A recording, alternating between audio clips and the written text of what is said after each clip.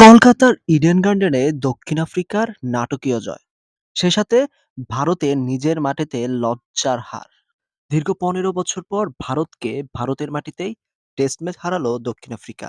এ যেন নিজেদের ফাঁদে নিজেরাই কুপোকাত। ভারত বনাম দক্ষিণ আফ্রিকার প্রথম টেস্ট শেষ হলো মাত্র ৩ দিনে শেষ হাসি হাসলো প্রোটিয়ারা।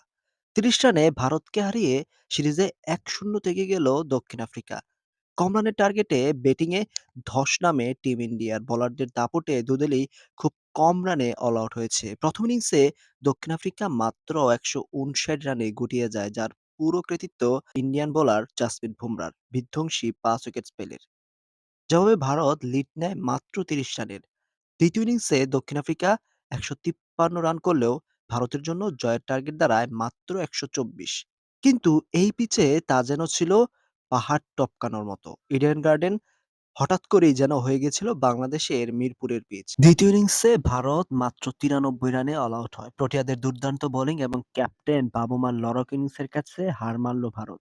২ ম্যাচের সিরিজে ১-০ থেকে গেল দক্ষিণ আফ্রিকা। ৮ উইকেট নিয়ে প্লেয়ার অব দ্য ম্যাচ নির্বাচিত হয়েছে দক্ষিণ আফ্রিকার সিমন হারমার।